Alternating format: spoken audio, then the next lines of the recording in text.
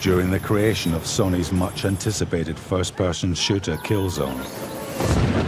Development team Guerrilla decided to take some radical steps.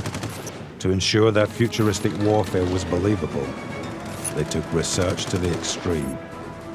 Simply watching war films wasn't enough. The team had to feel and experience combat for real. Step forward one commando, a group of ex-military hardmen and experts in warfare simulation. Amongst the best in their field, they've created countless crisis scenarios used to train top military units and SWAT teams. One commando's brief was simple: create a hellish war zone that was crawling with the game's enemy soldiers, the ruthless and deadly Hellgast. The objective of this exercise began as research, but quickly became one of survival. In between training, the team took time out to talk about the game. Killzone is set in a colony planet called Vector, which is currently being invaded by an evil army called the Hellgast. You start off in a city and you can basically go all the way through to jungles, mangroves, up a mountainous environment, and you finally end up in space. Killzone offers the gamer the opportunity to play as one of 4 soldiers. Lead AI programmer Remco Straumann. At the beginning of a level, you pick one of the soldiers in your squad to play the level with, and you finish the whole level with that specific character. In the beginning of the game, you will have only one character to choose from, but as your squad builds up, you will get more.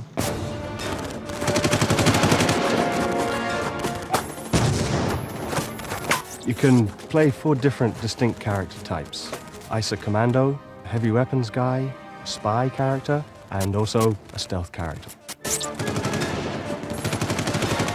Whilst creating the game, the team were faced with many challenges, as development director Ariane Brousse recalls. The biggest challenge of the game was basically managing the ambition level of everybody. Instead of always finding out new things and always creating, at some point you just have to stop and create a game and finish it and get out of the door.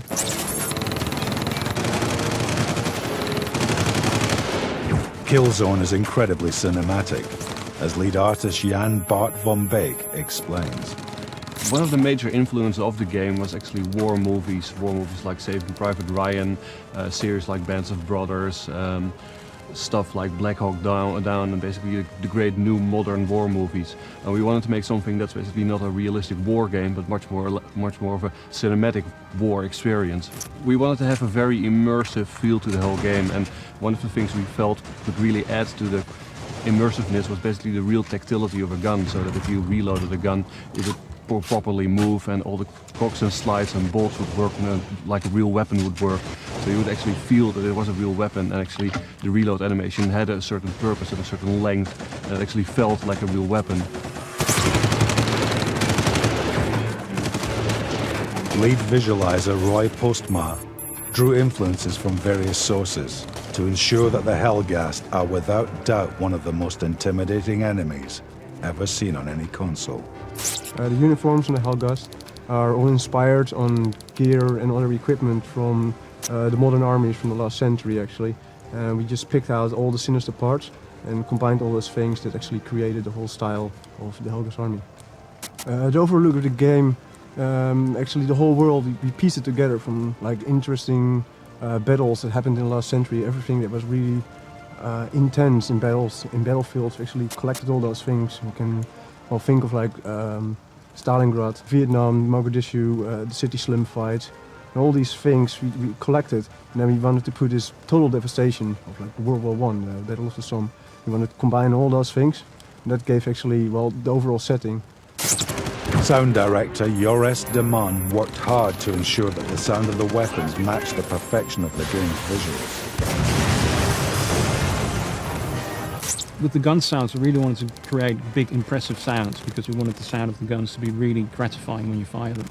And so a lot of the sound in the game sort of goes for what I call hyper-realism, is where we create sounds that are actually bigger sounding than the actual gun would sound in real life, but really sort of add to the whole feeling of the gun.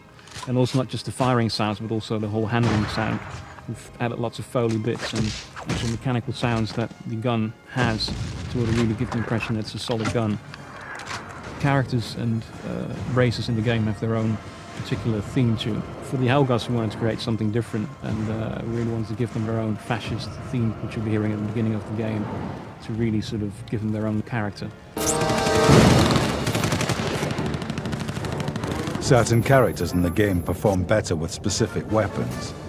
Martin Capel, lead designer, explains why. Each player picks a certain character to take through the game, and each character has a certain optimum playstyle.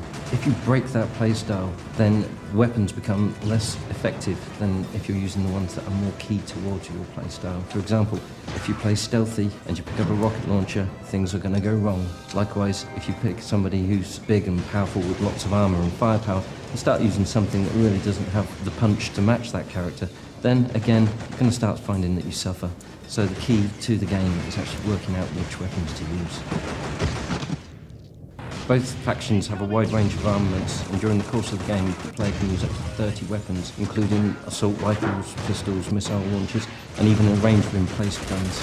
The ISA weapons are based more on accuracy and power, whereas the Helghast prefer rate of fire and sheer devastating destruction. So adamant were the Killzone team that this game will be bigger and better than anything seen before, they even created their own custom-built engine. Lead programmer, Michiel van der Leeuw. For Killzone, we decided not to use middleware like some companies use, but to develop everything in-house. We had this unique opportunity to work for just one platform for the Sony PlayStation 2, and we were making a game that was going to be the best in its genre. We decided not to go for something from the shelf, basically, because it was made for all sorts of games. We wanted to make an engine that was made specifically for Killzone and got the best out just for this game. And yeah, because we're working for Sony and they wanted us to make that game, we wrote all of the technology in-house. It took us more time, but the quality is definitely much better than you can get from just using another engine which is also capable of making other games.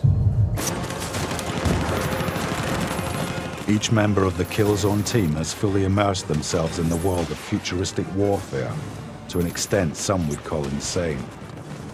The end result, though, is a title which will leave the player blown away.